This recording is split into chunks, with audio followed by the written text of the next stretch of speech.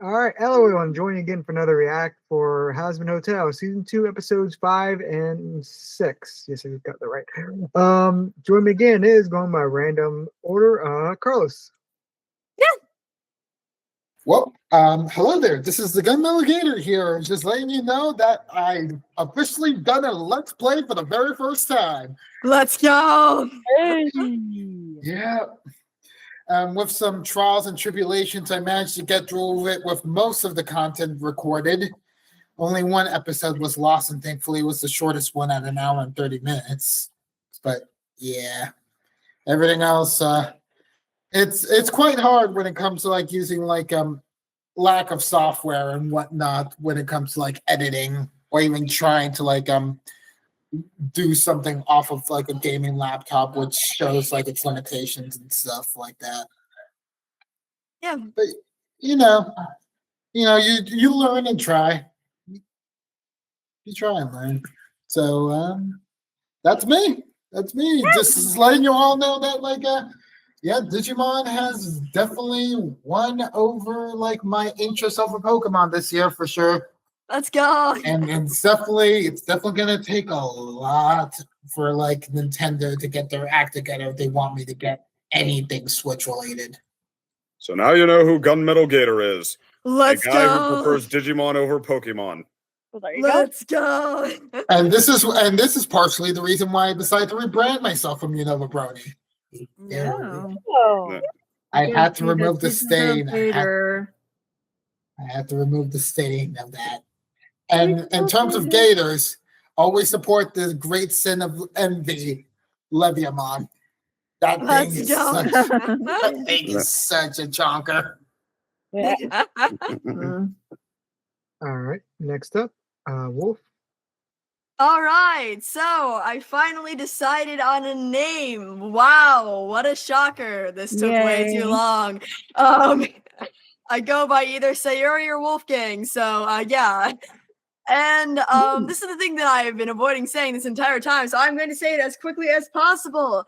Realzy fucking cheated on me, and we broke up after I was being severely mentally abused for nearly 2 months. And then after the fact, the day after we broke up, it turns out that somebody else who also knew one of my friends known as Sapphire, the girl's name is Maple, right?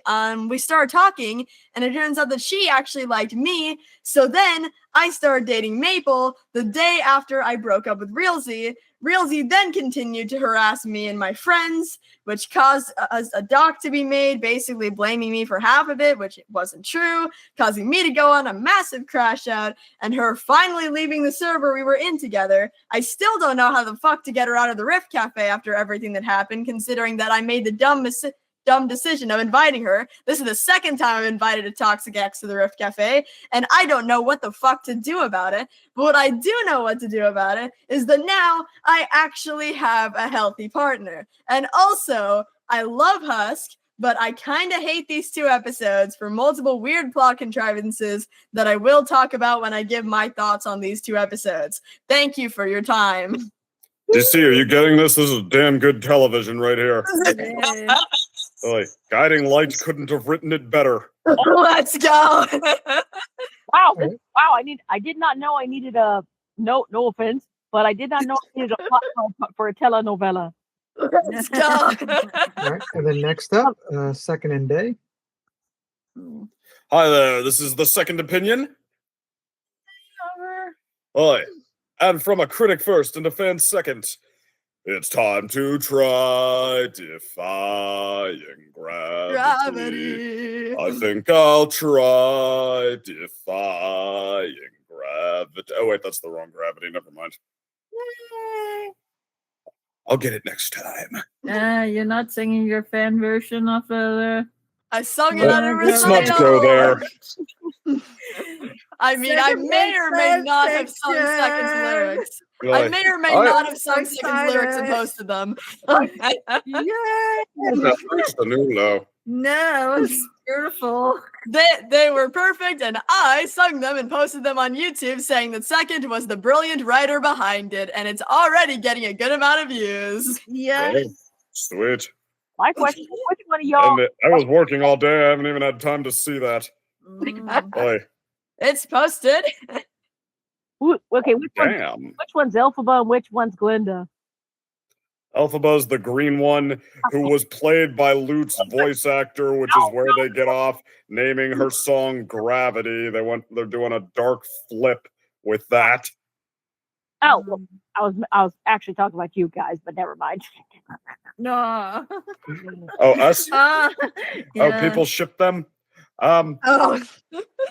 Oh, wait, well, We the thing is, ship I haven't seen everybody. Wicked through, so I don't particularly We know need what to their watch the new characterization Wicked. is. I mean, we need to watch the new Wicked. I want to watch that. Well, I've never seen the show either. I I've don't know. I seen don't know the if that's show and performed a song from it on stage, so I know. sweet. We are there. No spoilers, please. I don't know. Don't know if that's the best I couples watched it description on for this. Broadway. Ooh, you get to see it in the Yeah. Yep. face. Get the ears promptly blasted out of your head. Yep. I saw that in the theater, and I saw it performed on Broadway in New York. Nice, Oh, nice. nice. All right. And then next up, Jen. I may be first. I may be last. And You are last. I am. Aw. Well, Yeah. strong, nice guys finish last. You know. Oh. Regardless, I am first and always and forever will be. Jen, hello, internet. Yo. Yo. Hello, All right. Jen. I guess he wants to go off first with these 2 episodes. May I go? Yeah, John. May I go first because I have the shortest opinion. Also, funny thing, Maple actually messaged second saying how much she appreciated him helping me as a mentor, which probably should have been a sign that she liked me. She was literally reaching out to second saying how thanking him for helping me. Boy, this is clearly the plot point of the day here, but I mean, no, I totally sign off. I was thinking to myself the whole time, wow, Maple is a good friend. Yes. And then it turns out that I got a lesbian confession 5 minutes later. The telenovela continues. Yes. Boy. Like End of a this. lot of it in the episode, a lot of it in real life. Yay! Let's go. Podcast. We must have a title for this telenovela. Let me. How about But let me the go ahead. Maple Shade Saga? I don't know. They call me Mr. Sayori. Let's go. Let me get this little opinion out here because this is actually the first. This is the first kind of Hazbin Hotel episodes that I have the shortest opinion on, and that is not a problem. But okay. So my thoughts. So my thoughts are, Vox is really establishing himself as not just a villain, but an effing smart villain, and I love smart villains. So definitely pulling out the devious tricks and everything. Again, smart, very, very smart. But this is just another. I feel it's another like a ploy to be like, okay, where's Alastor going to? Alastor is also smart too. So I'm like, where's the hammer gonna fall? And I'm hoping it's fucking epic. It's epic. So also about freaking time that Charlie got some hard truths when Vaggie was saying to her, you're the one who's destroying the hotel. And it's so appropriate that it's Vaggie who's saying that. Thank God. How many anti-Charlies were like, oh my God, thank you, Vaggie. And let me see. The one thing that drives me nuts about Vox is that he keeps saying, I know he's spinning a narrative and everything, but the crazy thing is he keeps saying that he wants to put the blame of like on Adam's death on Charlie, but can anybody scream to Vox that it was like, it wasn't Charlie that did it. It was Nifty. It was the janitor. It was the maid, not the princess. I mean, granted, that is hilarious, but Nifty, like, if any one character cannot be held responsible for their own actions, it's probably her. Yep. That is the smartest freaking thing in the world, because, and that's how people get away out that's how crimes go unsolved, because it's always done by someone you don't expect. Like Nifty. They seemed like just normal people. But I mean, Charlie was the one who handed Nifty the knife and told her to stab all angels, and She did. And the thing is, she did that, and she did that with voracious glee. Yep. Oh yes. By the way, I want Nifty's backstory next. By the way, yeah, there is a professional therapist who does analyses of TV characters, who has one for Nifty, explaining to note the guttural, visceral joy in her laugh when she does stabby things, and how she has this fixation with the mess, and that she thinks that Nifty is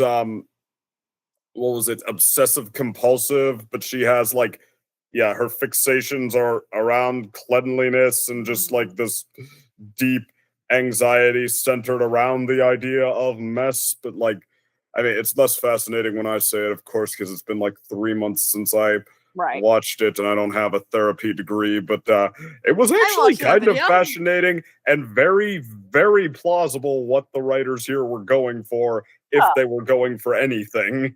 Definitely. And another thing with also seeing yet another Charlie Vaggie interaction, and we said this earlier, but yay for a non-toxic relationship!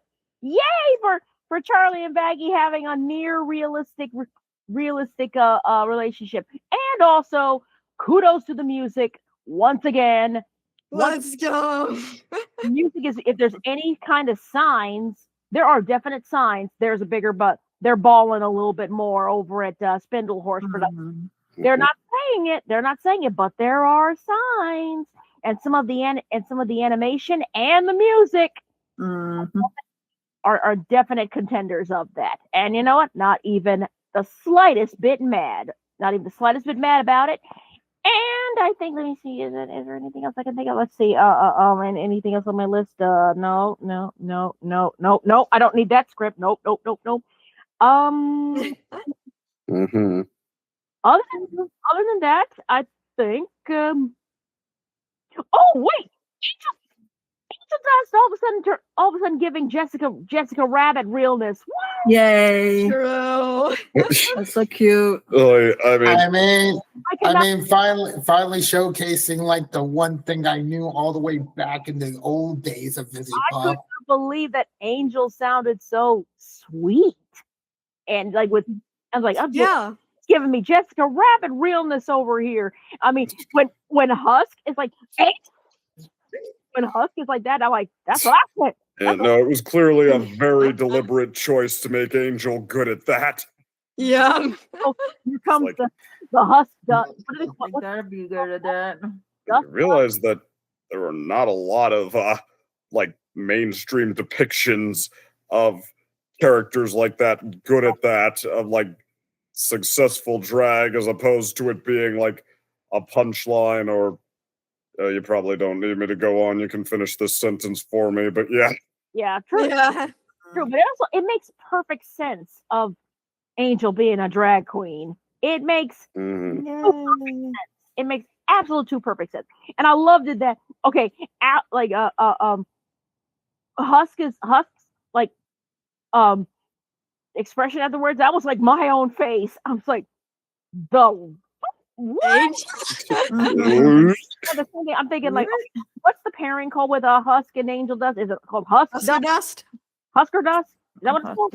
I do remember hearing that. It's called Husker Dust. I was thinking, cue all the Husker Dust. They're like, we are so back. Rejoice, Husker Dust. Rejoice.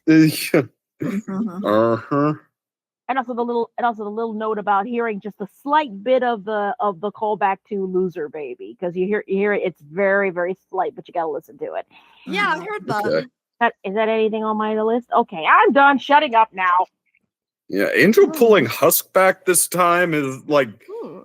I mean, Mhm. it honestly works really well. I thought that, Yeah. like, it's, like, I mean, how do I, okay, this is what Stay happens when unaware 5 just thoughts as are long in my as head I'm at once. drinking. Oh, that was fun. I love Yeah, but I mean, like, they talk about subversion of expectations and such, but this, to me, is the best kind of that, where the subversion is that, like, people and relationships, especially in this case, relationships that end up going in positive directions, they act like people more dimensionally than we're used to and take it in positive directions in a more dimensional way. It's, yeah, like, I mean, Husk is basically the more mature of the two, but yeah, like, instead of having us play like the same notes the whole time, that Angel is always yin and Husk is always yang, that, like, yeah, Angel gets to flex some of that recent growth they've been telling us about, how he's mostly sobered up and how he's made the best progress of anybody in the hotel, that, like, yeah,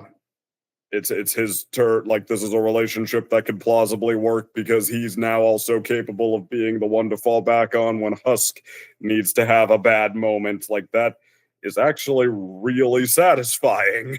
And Yeah. especially after Husk did such a good job lifting Angel up last season, that Angel's moment is worthy of it, is like, oh, damn. Mm. Could I interject with my thoughts of these 2 episodes? Yeah. Interjections of excitement or emotion. Hallelujah, hallelujah, hallelujah. And since I wasn't really able to talk about last week, all I could really just say is my only major highlight was Kimiko Glenn's performance as Nifty in her song. It was honestly the only big highlight for me from those 2 episodes for 3 and 4. Aside from that, Story. He liked Nifty's more. Don't just love.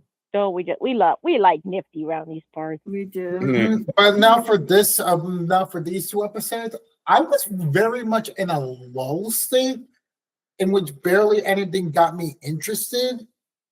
The only thing that was really interesting was finally seeing Angel like show them spider titties, basically, with like how he's able to do so in drag, basically. And aside from that, actually seeing like hopefully this is like a case of like maybe Charlie and Maggie can actually, try to like not be immature about stuff and just letting things fall apart. Like, so it was kind of like really nice seeing like the juxtaposition of both sides basically dealing with the same issues, and even with the same like outspoken person leaving, just speaking in Spanish, just being like, wow, these 2 are quite the same, even if they're on the opposite sides. Isn't that quaint? Yeah. It's like, Love, like, the kind of, there's so much, like, it seems like there's like a lot of like Latino kind of either talent or representation in here. yeah. Well, I think Viv is actually. Did you see that little hip shimmy moment, that little Shakira moment that Vaggie had in that song? Yeah. I mean, Trust it me, was people very have been central. a little bit obsessed with it. It was a very central moment, which it's like, heck yeah, showcase to them all. That's like, this is not a platonic friendship relationship. Like, The NSFW artists went crazy. The NSFW artists went crazy.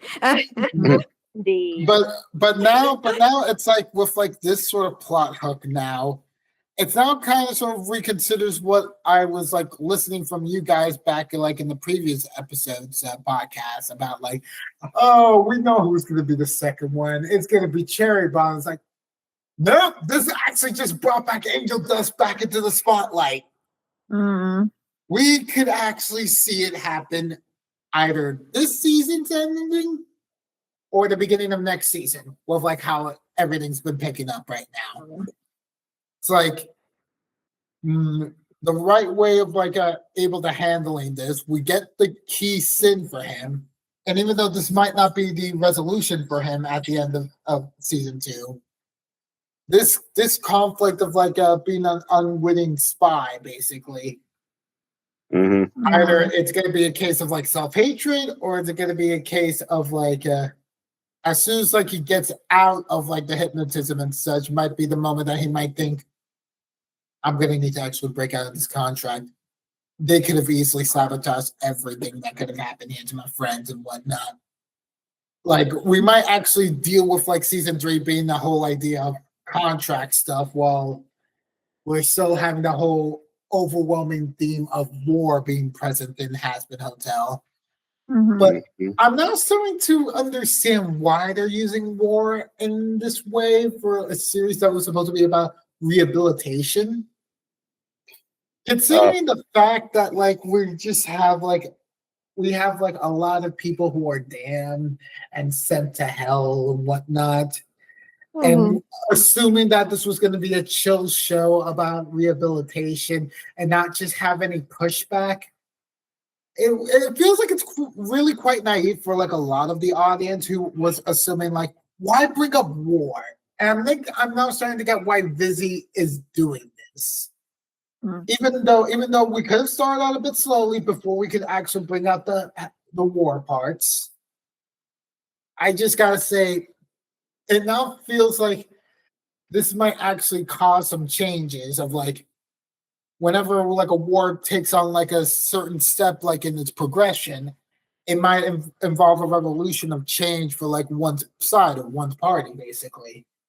And that could be the key to like having rehabilitation for both sides basically. Because right now the beginning of the show was about the idea of rehabilitating sinners to go to one side. But what if the end of the series is more about what if we rehabilitate both sides and it goes yin yang as a cycle to see, to actually showcase that like the afterlife is not one stationary thing of like once you get to heaven you can actually be static. But no, what if they actually go with like the more revolutionary idea that we're gonna need to like keep people like stations like in check. People who deserve like their end in like in the great halls of Valhalla, you stay over there. The people who want to enjoy like the cardinal sins and whatnot, you could go down here and not have it be like as a derogatory thing, you know?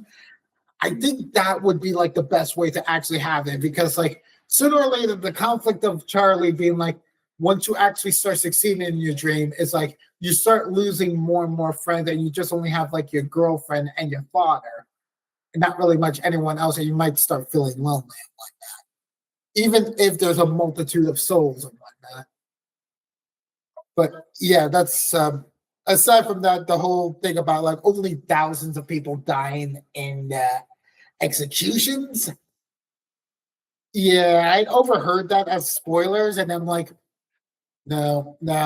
You have to make this way more. You have to make this like millions if we're talking about like actually killing off multiple sinners and whatnot, just for like the stakes of like what happened in pre-season 1 to actually be like an actual problem.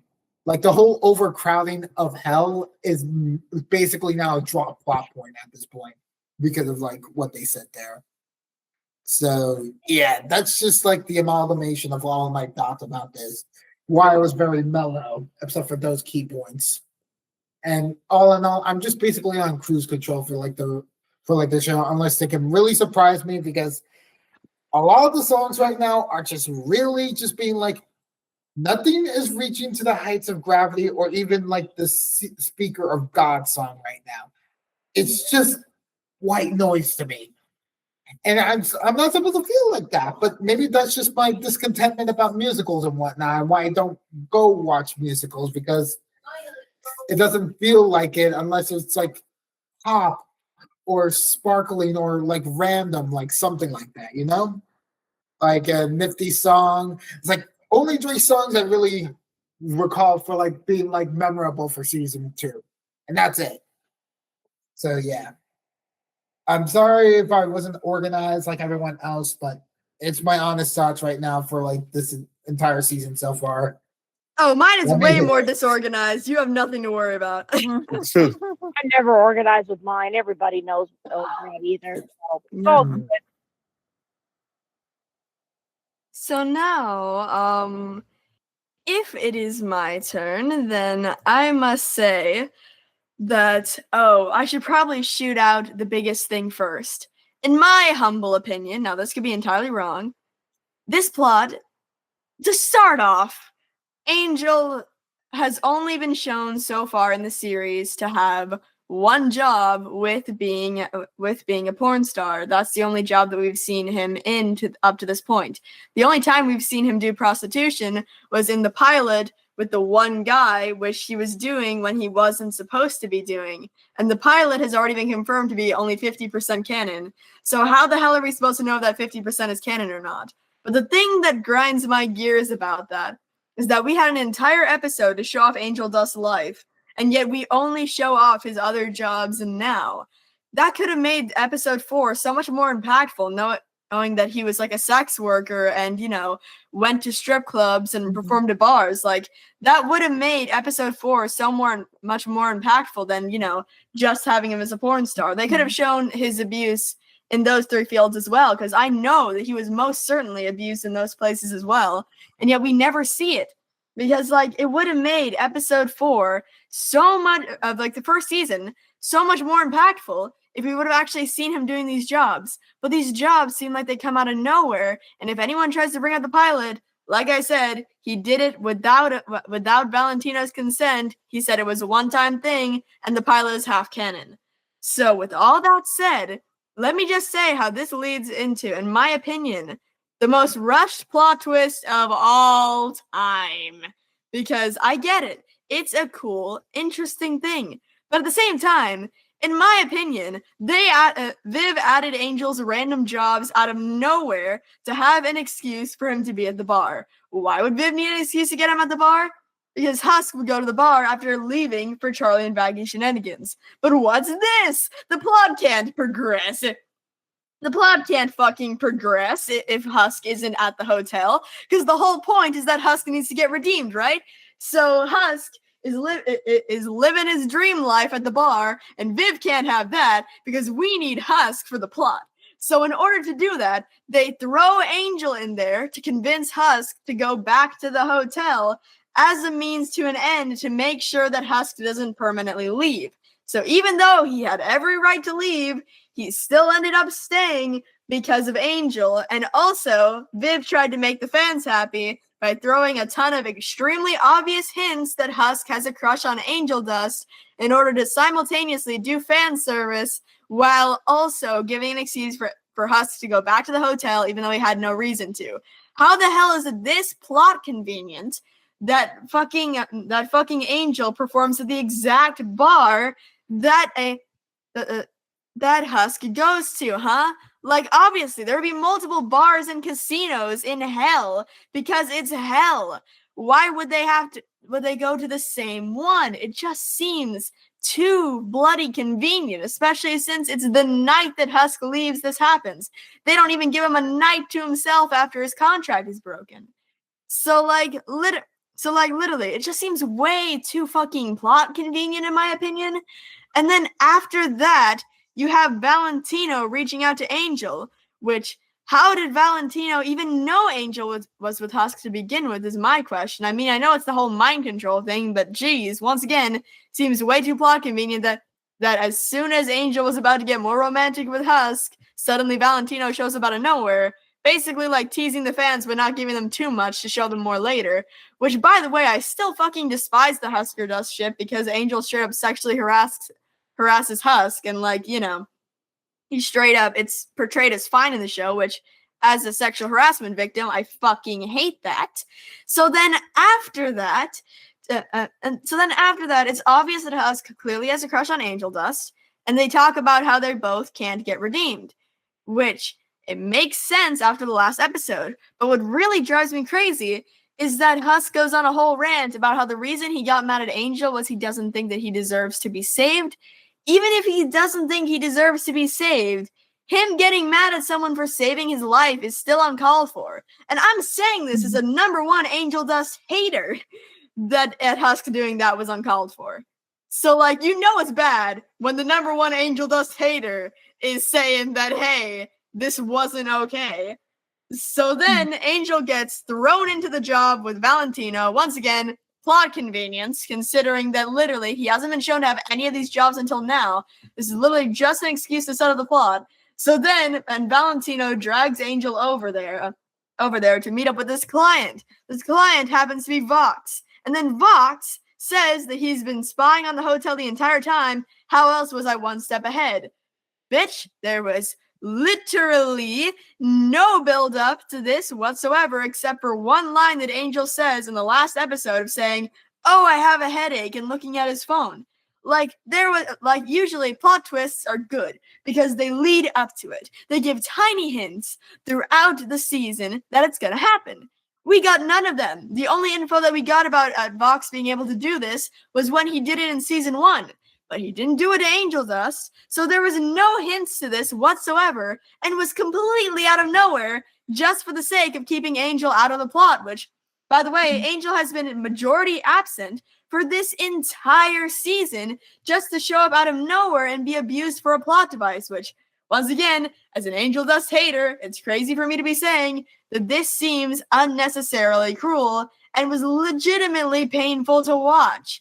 I get that Viv was trying to, like, cave into having Vox and Angel fighting, but literally, Vox would have been able to get Angel to do what he wanted him to do anyways, because that's what he's been doing the entire time. He literally hasn't hurt Angel once up to this point, and was just mind controlling him.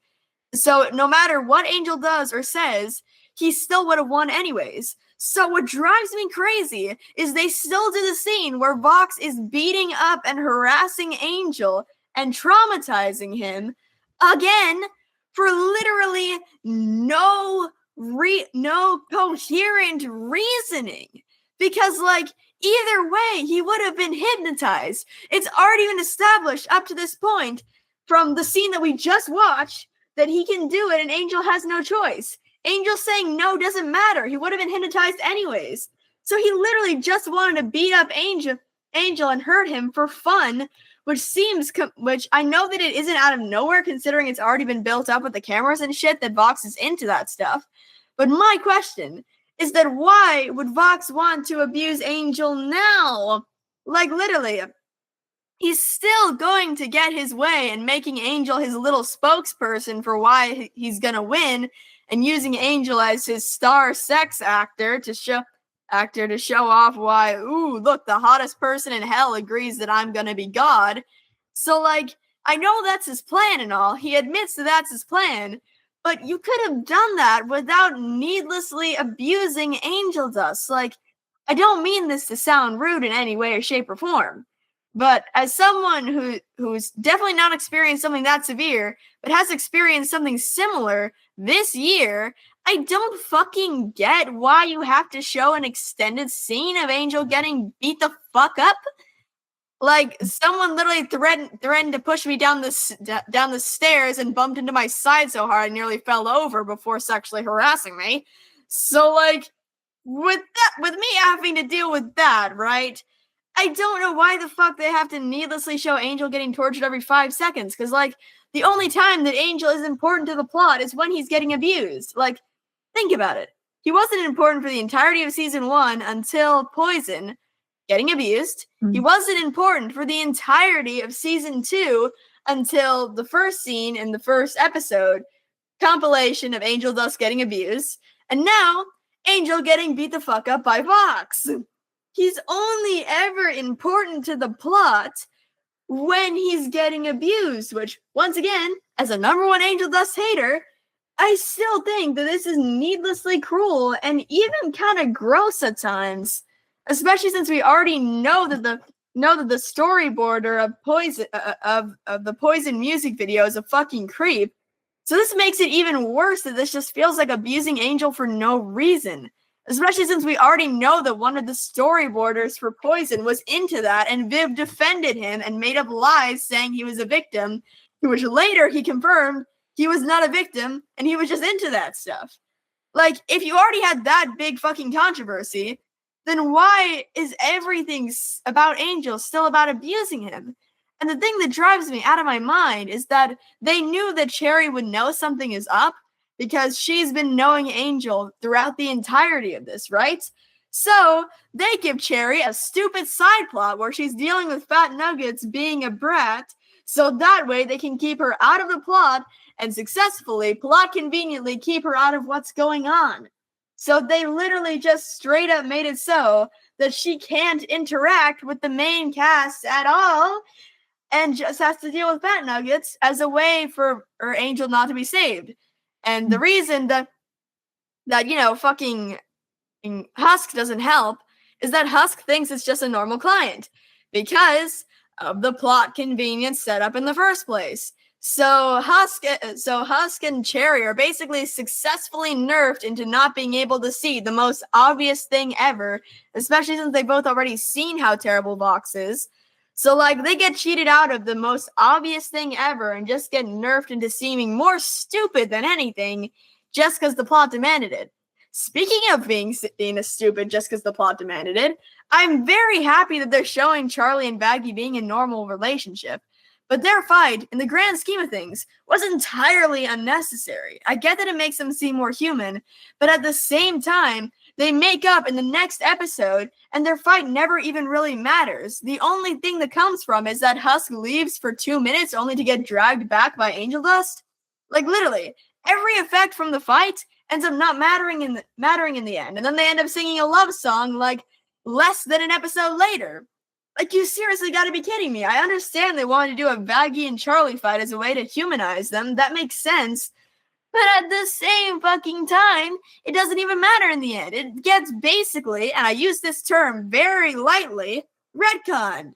The fight basically gets retconned because it just doesn't matter. It's like Silver blowing out the flames of disaster. It's like it never fucking happened. And it drives me out of my mind because I get that they're supposed to be humanizing the characters, but it makes no sense. And also, speaking of humanizing the characters, Lucifer not being able to smite demons makes no fucking sense. Like, he's sent down to hell to do his job because his job is to torment sinners. Tormenting sinners is his job. He is the king of hell. Hell is about eternal suffering for your sins. In every single Bible text I've ever been told about, Lucifer's job is to torture sinners. So why can't he even punch them? Why can't he even lay a finger on them? Like, the whole excuse of oh, it's because it's his punishment was literally just a last-minute fucking retcon in order to make it so that Lucifer wouldn't be able to do anything to Vox to seem like an idiot. This was literally just fucking nerfing Lucifer, who is the king of hell, who could have easily killed his ass instantly, and like straight up nerfing the most powerful character in the show, making him basically useless in the grand scheme of things, except for against the angels, who are the only ones he's able to hit, just because the plot demanded it. So by pulling off one scene where Lucifer fucks up the hotel, now Lucifer permanently can't hurt demons, which will be a stupid plot contrivance for the rest of the show, and I'm not happy about it. Because now you have this stupid excuse for Lucifer to do nothing and be this helpless little guy who can't do anything when he's literally the king of hell. And same with Charlie. Alastor gets kidnapped, and she does nothing about it. She could at least go to the V Tower to try and rescue him. She does nothing. Like, she doesn't have any more reputation to lose. Vox has already destroyed that. She does nothing to try and help Alastor. So Charlie has been nerfed here too. And on top of all of that, Sarah literally just drops the whole illusion about the apology instantly as soon as she gets any sort of pushback. How the fuck can someone be this delusional to expect you to have committed a genocide amongst all these people and then assume that just sorry and gift baskets can fix it? Like, all that Sarah had to do was genuinely attempt to help Hell in every single way that she can. She could have made Hell a better place. But instead, her yell, you want to know what starts the war? It's not Vox who starts the war. What starts the war is Sarah threatening Hell by saying this is the reason why she accepted the extermination. So literally, it's played off as if this is Vox's fault. No! Sarah is the one who said that this is the reason why she started the exterminations were sinners like you. If Sarah wouldn't have said that, Vox would have had nothing to be able to swing on. But because Sarah literally gave him the perfect bait, they're going to war. So I don't care what anyone says, the war is entirely Sarah's fault, and I'm tired of people saying it isn't. This probably wasn't even Vox's plan until Sarah said something that stupid. So yeah, and Well, Sarah was yeah, now that we know this is Vox. We know from like this was first one part of the of the- season, was this is in Vox's the plan. first place.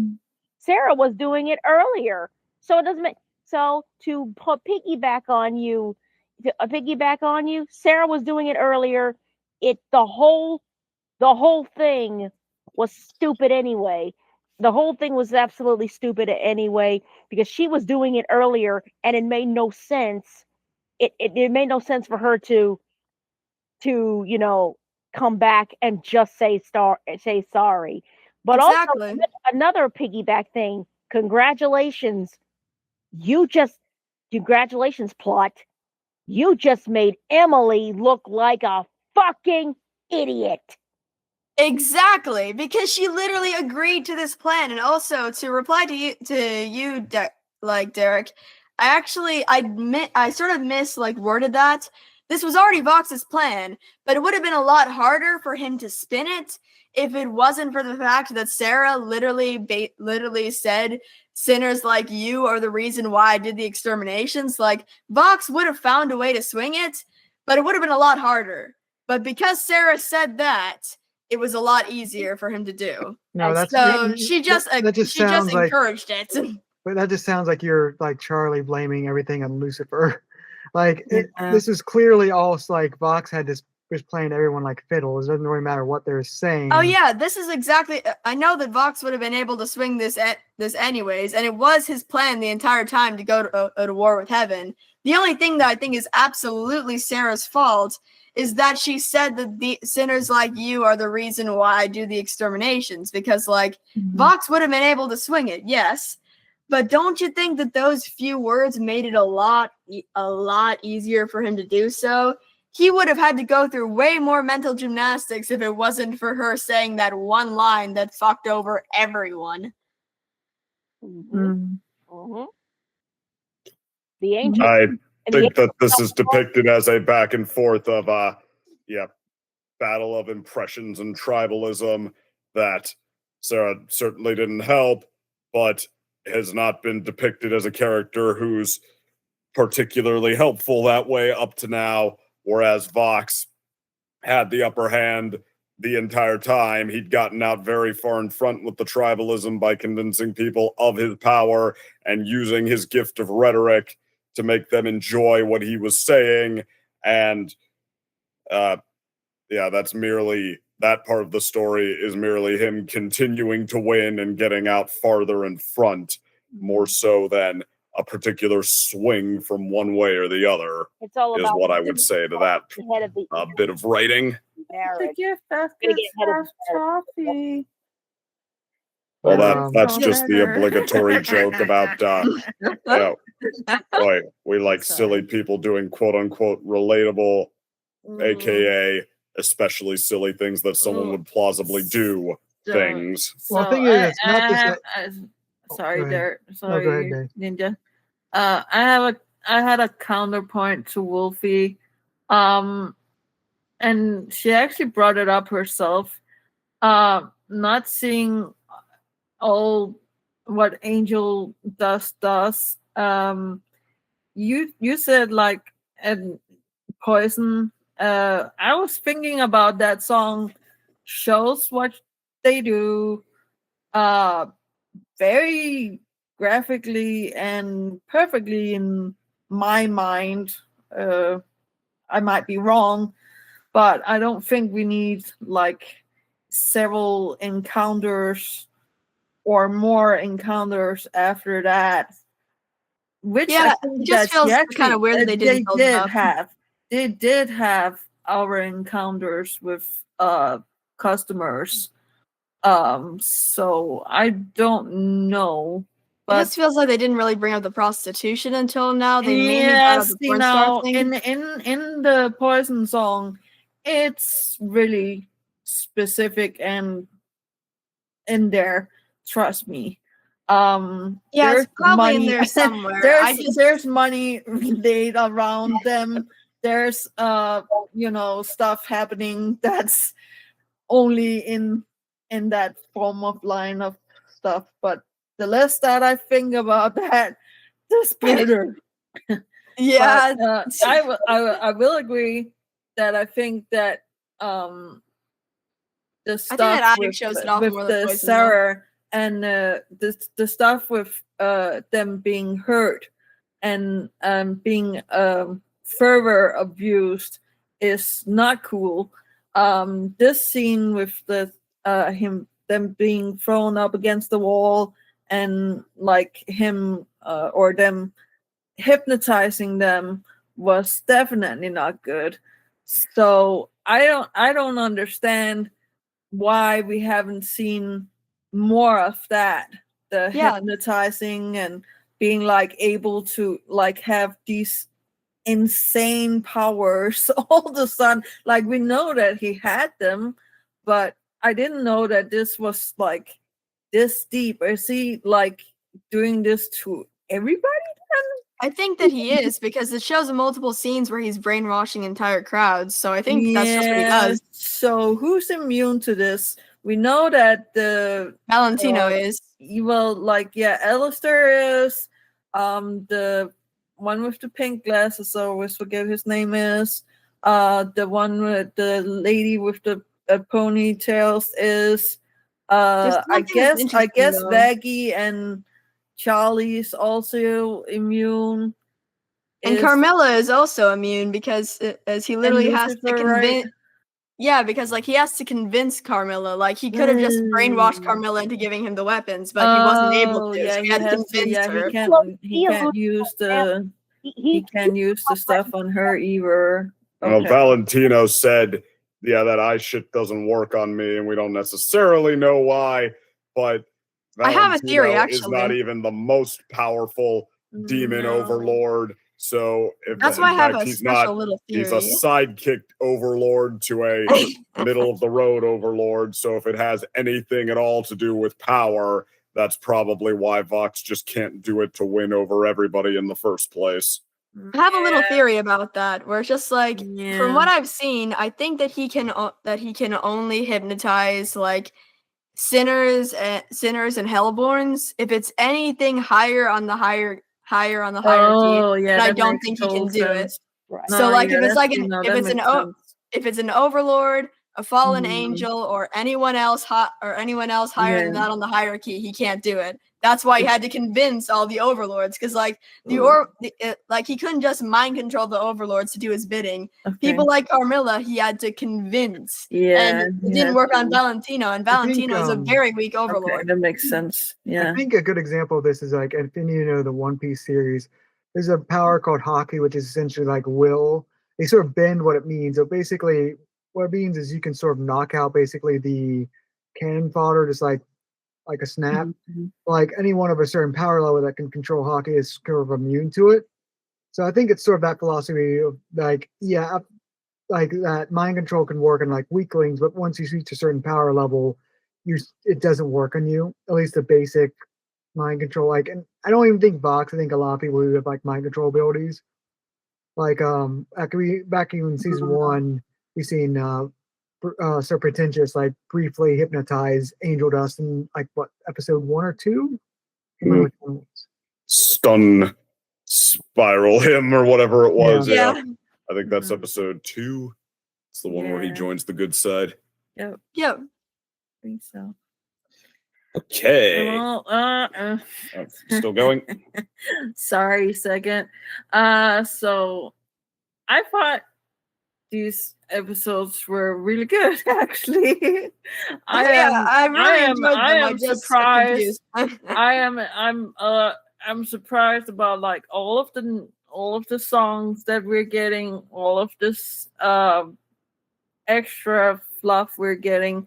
There is some of it that I feel is really stupid, like the gift baskets, just because they have the candy in it. It's all good, and we all supposed to be forgiven.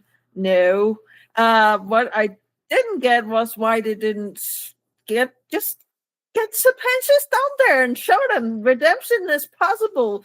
Yeah. We fucked up. Sorry, Oh my here's god, the pensions. literally Do forgot to what say he that. does. Like I we literally will forgot to help you. say that. It's We such will a even weird help plot you. contrivance. We will help you. I I'll have, stand in front and help you find your specific way to come into heaven. That is going to be our sorry to you guys, like making it easier for you that's still in hell to come to heaven. I know that still doesn't redeem all of the thousands of people or demons that they slain, but at least that's a start. But I have two comments like going back with Exactly. Yeah, be Um, like here. This is the way, one of the ways that you can come into heaven. We're seeing it being possible, and now we're lending a hand out to you guys. Each and everyone is going to have an individual talk with me as the archangel, and I'm going to make it easier for you guys to redeem yourself and go into heaven. And yes, even a demon like Angel Dust that's been doing something that's really unforgettable is still a demon that we can redeem. Now, see, that would be the way to do it. I feel. I really love Lucifer. Really weirdly to say for me in this episode, but I really like the look of him, like him being the evil, non-redeemable side of him. And maybe that's what we need. Maybe we need him to actually fall again and become a whole demon. I don't know, but just the wings and everything it just got me. I was just like, whoa, this is amazing. But then TV. Oh my god, the song with the the TV guy and even the bigger wings, and yeah, I'm going to come and go and get you. You're not going to get anything. And I was just like, oh yeah, this is not going to go good. I think yeah, this is just going to go terrible. Like I really love the love scene in between Charlie and Vaggie. I think we needed kind of sort of stuff like this. I always for the lovey-dovey stuff, right? Second, that's me. But yeah.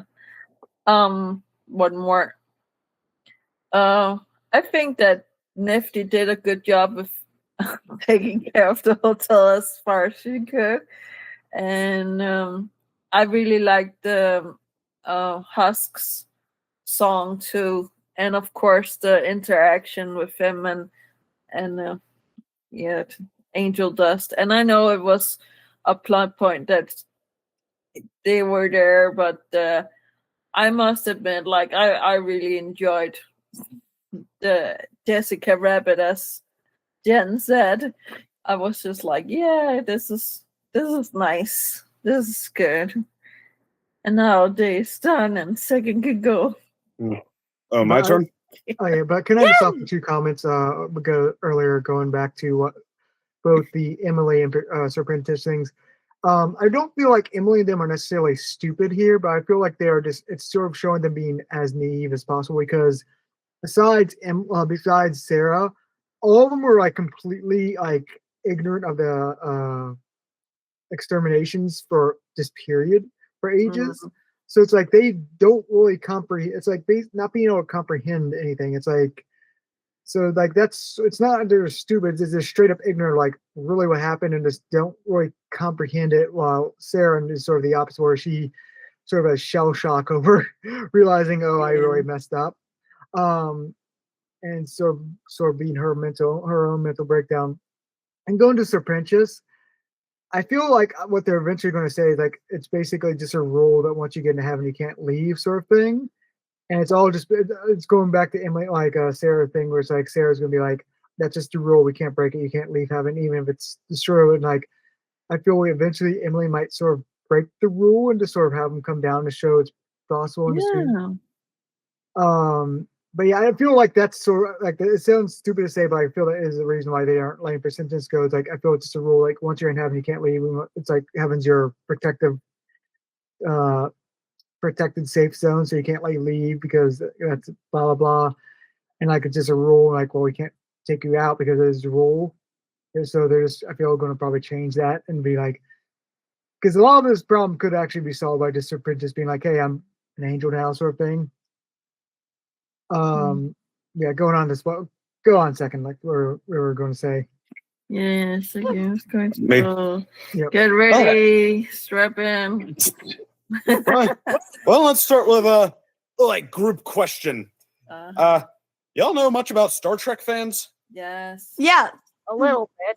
So you know how they had the first reputation of being the geeky ones, the infallibly next levelly geeky and hard to work with and all that?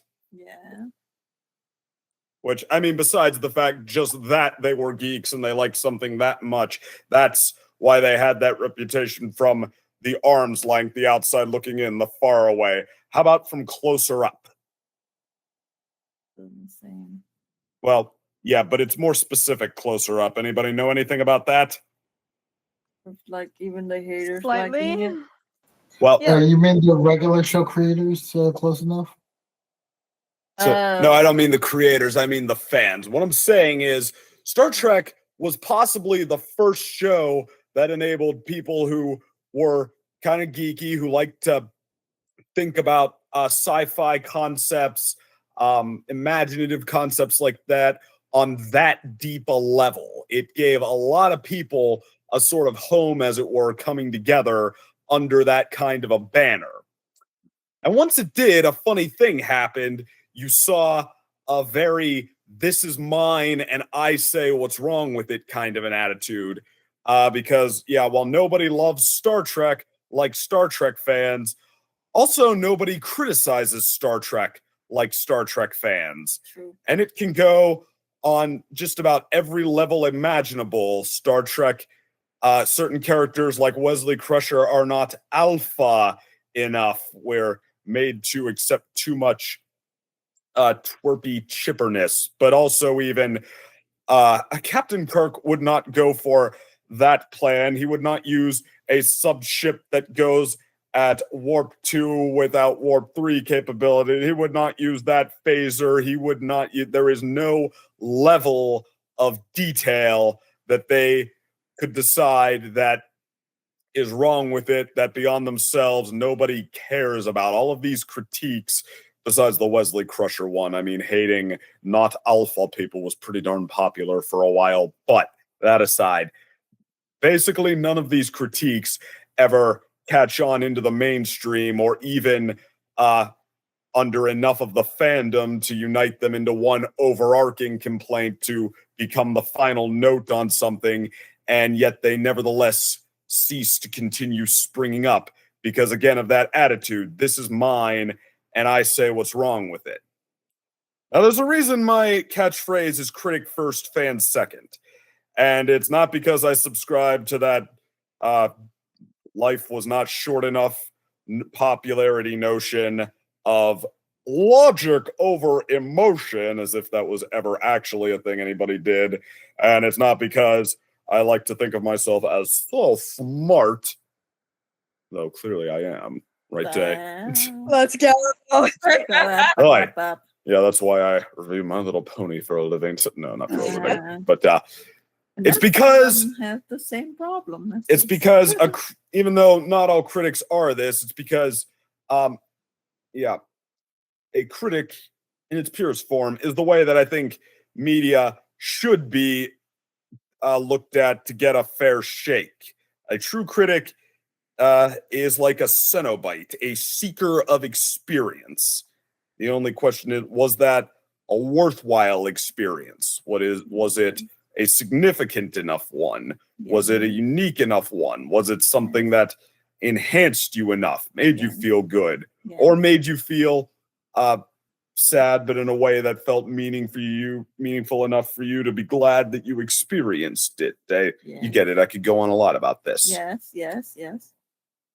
Now, Hazbin Hotel has done what not most any franchise I've really seen has been able to do. It, I think, like no other, not really even My Little Pony, has captured that sort of "this is mine and I say what's wrong with it" mentality among the fandom. For example, if Vivzy Pop wrote meme where everybody wanted it to be the case that Vivzy Pop drops too many F-bombs. I remember that. Jello comedy, where they were that trend, that the creators were real proud of it, at least until it failed to sway the dominant narrative on Hazbin Hotel or Hell of a Boss. That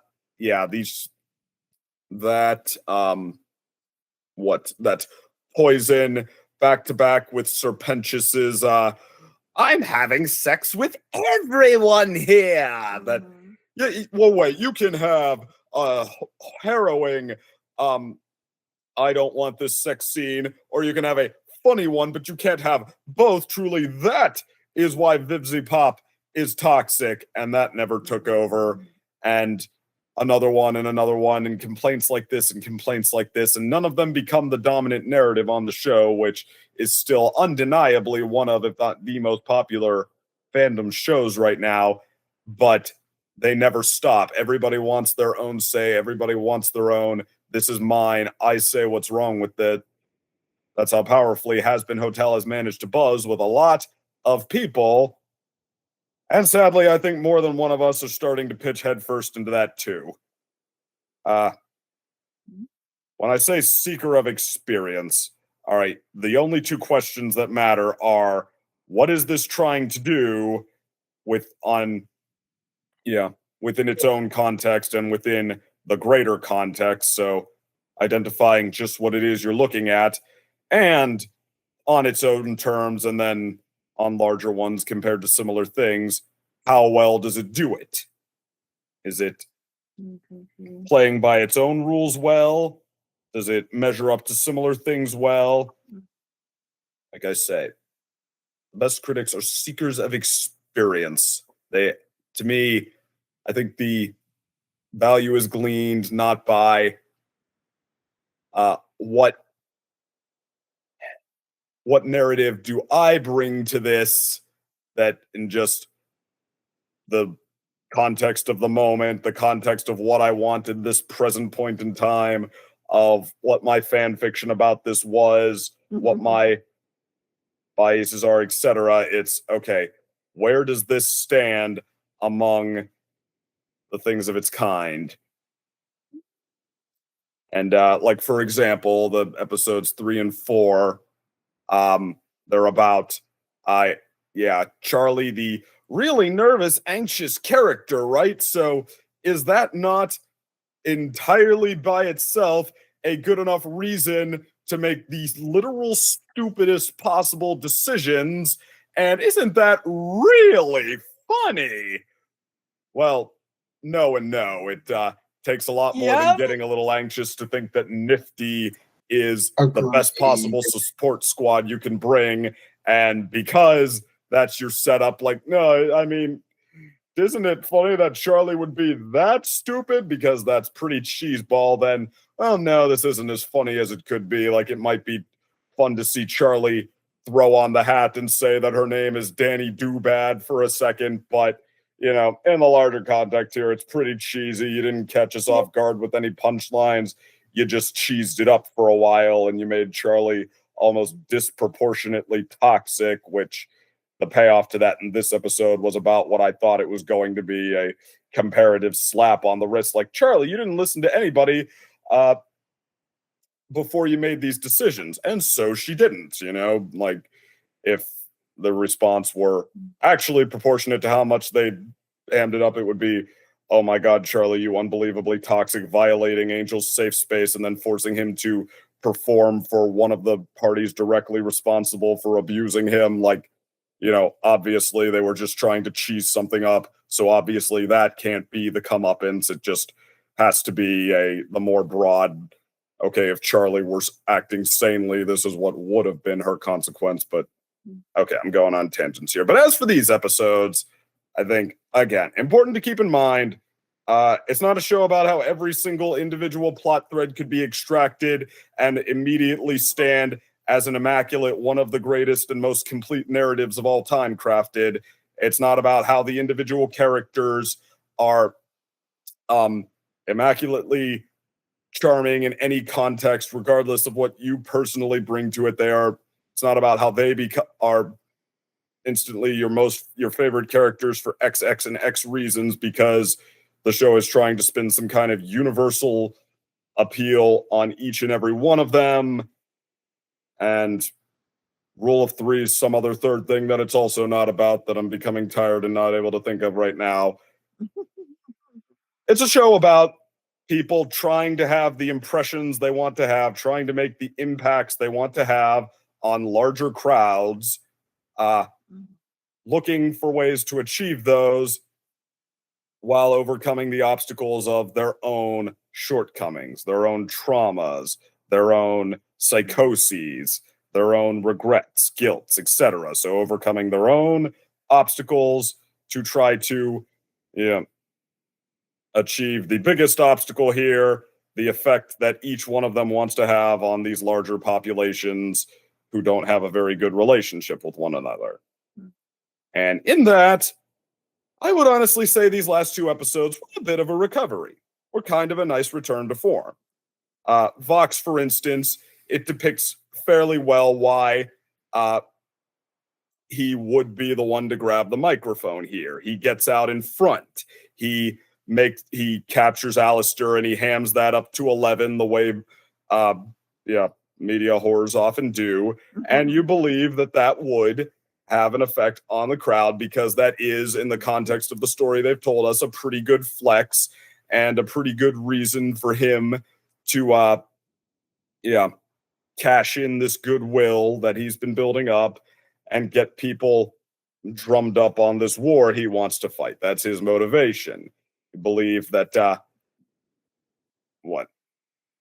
all these angels trying to grab the microphone back, where some of them who are expecting to be taken from a point of good faith, like Abel and Emily, they're expecting the narrative to be okay, well, we've been bullying you up to now, but we don't want to do that anymore. Isn't that great? Well, maybe it would have been 2 weeks ago, but now Vox has advanced the narrative to where we are ready to push back now against the bullies, so it doesn't work for exactly the reasons it shouldn't work, that Vox has already drummed them up on a newer notion that negates that one. Seraphim, she doesn't even know what she thinks right now as depicted so far. She's halfway through regret and okay, but I still got to keep the safety, but what does that even mean anymore? And she pulls a card out of the deck as they're losing the narrative war, and it turns out to be the wrong card, and that's something that would plausibly happen.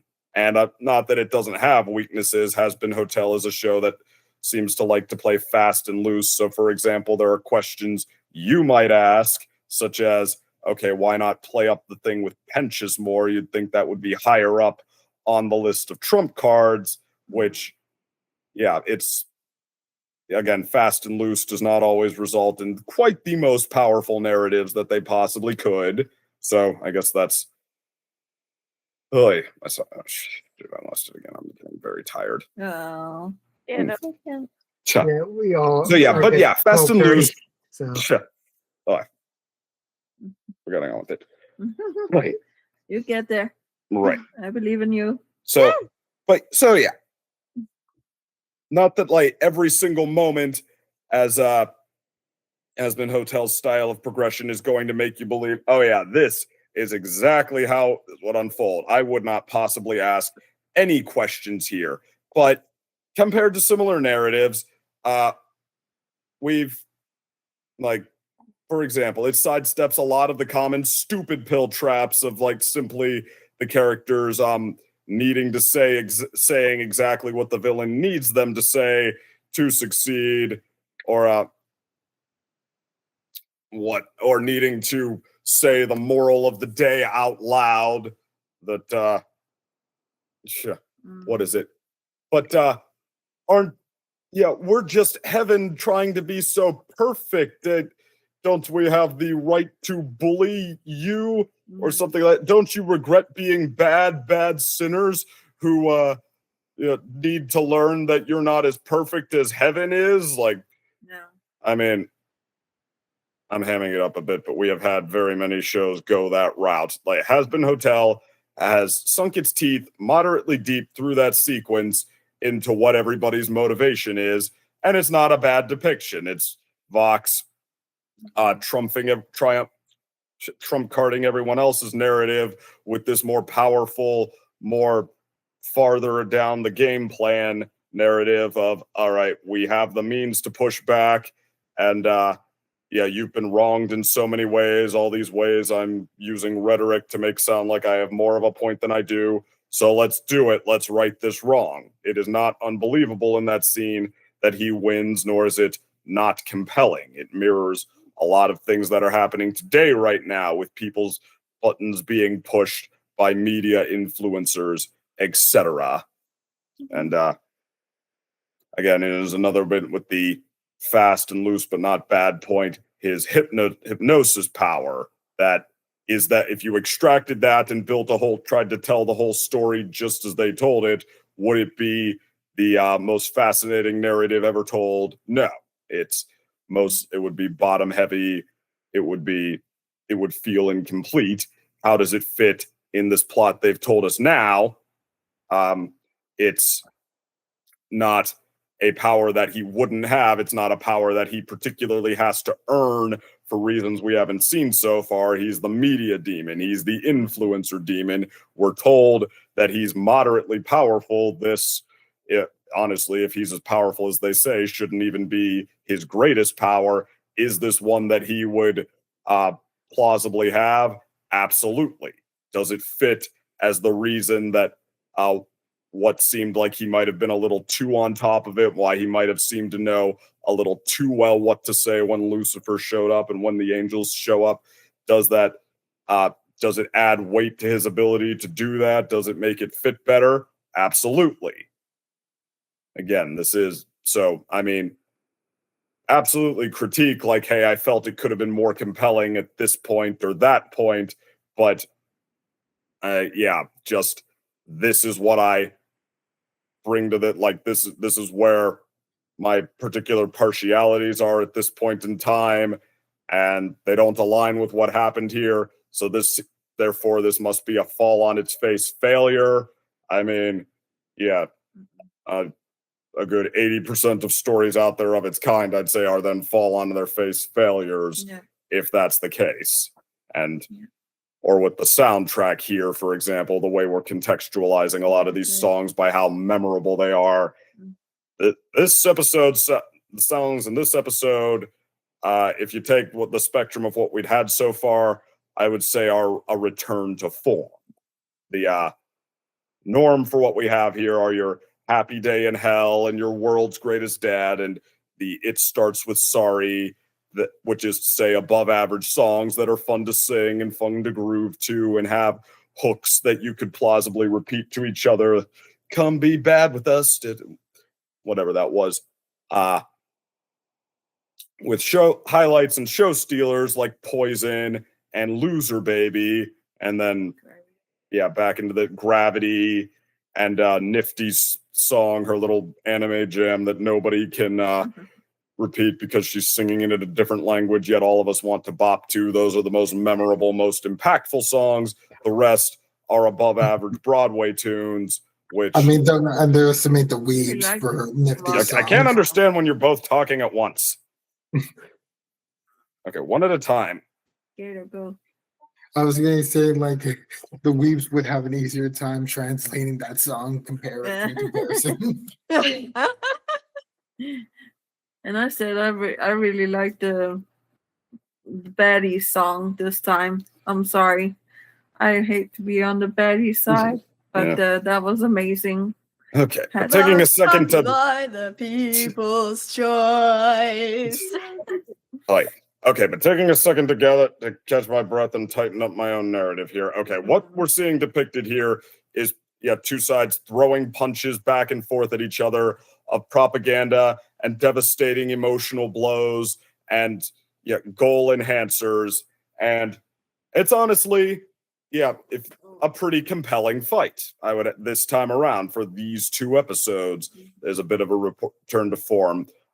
Vox, successfully steals the microphone away from the Hazbin Hotel, not only taking the lead over them in the game, but dealing them a serious emotional blow that knocks them back onto their heels, and depicted as Husk being, kicked almost all the way to the curb to the point that he has a serious relapse. Charlie and Vaggie being kicked not quite that far, but far back enough so that they need to dig into what's healthy and sincere about their relationship, which, especially in the face of so many sitcoms past that have kind of embraced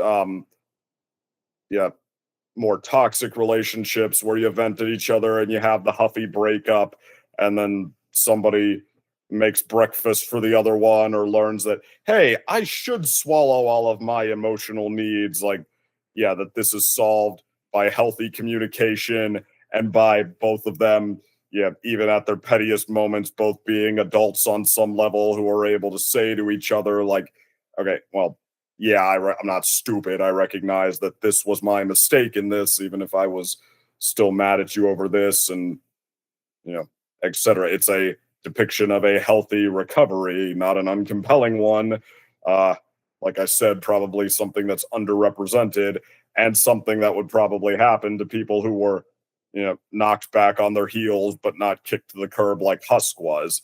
Husk, as far as what would happen to him after he was kicked to the curb, could, we have waited to, find something that would more plausibly, again, if you extract one narrative and try to build one plot thread and try to build a whole narrative about it, could they have done something where he comes back by something that would happen at a quote unquote realistic recovery rate? He completely crashes out, checks himself into therapy, spends 6 months reflecting and talking about his feelings, and walks back. Does that, fit with the story we're telling here? Probably not. Is it completely beyond what's reasonable that he would be at his little bar, crashing out, but maybe not be so far gone that he couldn't come back? Like, no, that happens sometimes. So, and the choice to have it be Angel there by surprise, it's a legitimate choice. It's supposed to be something that was unlikely and surprising, and, at the same time, one of those, well, for lack of a better word, small miracles that we could all use sometimes.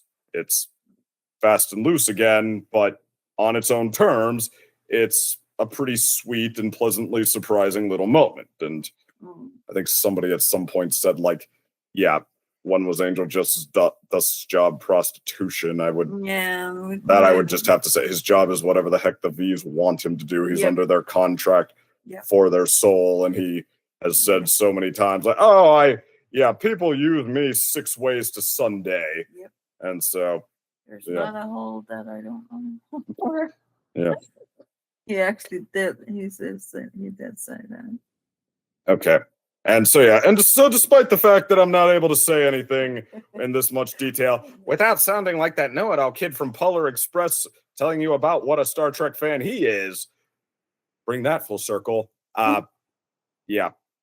Point being, like, on its own terms, this episode is a moderately strong depiction of people throwing emotional punches back and forth at each other, rhetorical ones to rally crowds, devastating ones to hurt feelings and make people doubt themselves or rethink their plans in Alastor's case.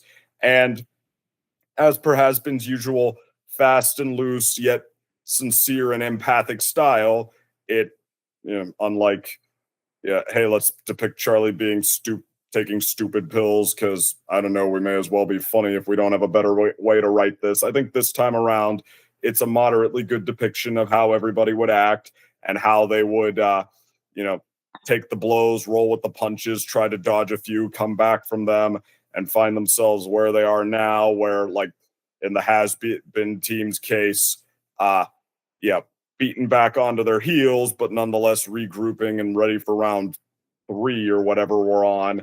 And in the Vox's team case, looking to extend their grasp, land their, finishing kill blow, but also starting to lose their balance a little bit more than they really would want to be at a time like this, per Alastor threatening their stability. Yeah, we're strapped in. We're strapped in anymore. Are we still going? Boy, aren't I lucky to have my wife as my own biggest critic and roaster? I'm knocking the back. And also the one who makes me drop my earbuds. What? You forget my trump card. No. I know your ticklish spot. But since we might be wrapping up soon, I just want to give my one sort of big thought about this last 2 episodes. Is going off what second said, I think collectively these 2 episodes are better than the last 2. Mostly because that one episode was very fluff with the failed angel dust redemption thing. Yeah, that episode was just. It was the only episode I think what we can say this has felt like filler. Going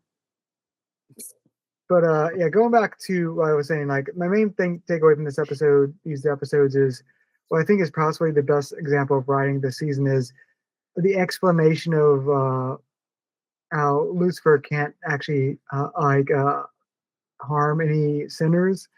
I mean, Wolf, I know you disagree with this, but I think this is actually one of the best brilliant examples of writing this season because it sort of explains what the heck was up with Lucifer because he's sort of been AWOL for several years before this.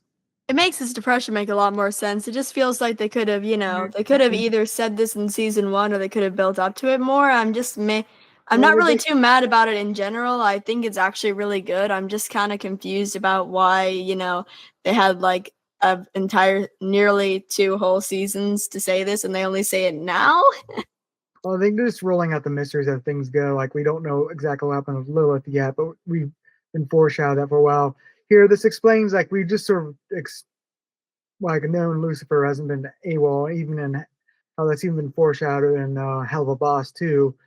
But here, falls sort of that banner of, not wrong, not off, but fast and loose.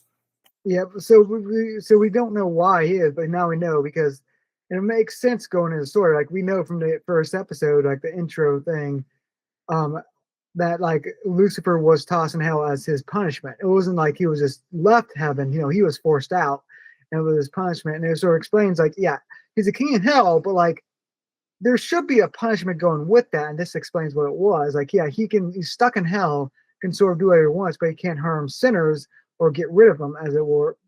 So he's sort of stuck with them. Like, it's like being like, I think I brought up earlier with this thing is like being shackled with like that annoying person you can't do anything with. And like, yeah, that's his punishment. Like, oh gosh, I forget I'm going to send either after this or I'm going to send a link to like if anyone's seen a Robot Chicken thing where like a Jar Jar Binks meets Darth Vader. Have you ever seen that clip? Yeah. If you've never seen it, like that's like basically the end of that is basically what I feel like Lucifer's punishment is. Where it's like, yeah, he's sort of stuck with these sinners, like he sort of helped create, which is sort of like Yeah. it is a fitting punishment for him. He like his actions, though it meant well, created every sin. Like he's created evil in the world. Like he released evil. So like every like assault, every murder, every theft, every rape, everything, all of that is because of his actions, even if it wasn't intentional. So he's stuck with those actions and can't like he has to basically face him for all of eternity. Like that I feel is a perfect punishment for him. Like, oh my god, Ninja, you just made me realize he can't destroy his own children. They're all his children. They're Lilith and his children. Yes and no. Oh my god, I no, mean- it makes so much sense. What, he can't? No, he can't destroy his own children. Lucifer cannot destroy his metaphorical children. Not his, well, like, are we sure about that though? Because Lilith is Well, the technically, is the they're all mom remember of they're all all monsters. descendants of Adam and Eve? Question mark. Did Lilith ever have any kids? Original Charlie- is Charlie their monsters, all demons. Okay, well, we'll leave them to decide what that lore is later. But I mean, I don't know how responsible is Lucifer for creating Adam, because we got the whole angels creating the first man on the earth. I don't know. This is probably thinking about it in too much detail. Maybe Lucifer and had it on before. Lilith and Lucifer had something before Adam and. Let's save the fan theories for when it's not almost 1 o'clock in the morning, and we're all trying to get through. You're allowed to make fan songs and everything. Hey, I haven't tried to sing that for everybody here. That's true. You should. No, I shouldn't. Okay. I'm sorry, continue. But yeah, I guess I think the only one we haven't heard yet from is Carlos. You want to offer your any thoughts before we head out? I thought he was the one who said the songs were white noise. Yeah, I'm trying to remember. Yeah, I did say. Oh yeah, you were first. I'm sorry, I got mixed. I'm trying to mix up what was actually recorded and what we did some in the pre-chat. So that's what I was trying to get. There guts to go again. Chump. But I guess with that said, I guess we'll see y'all next time. And yeah, we're definitely gonna have an episode where we have an actually more in-depth discussion with everything when the season's over after the react. Because yeah, these are rather short just because we have to react and then it's midnight or 1 o'clock as it is. Yep. Night, everybody. Good night. Night. Night.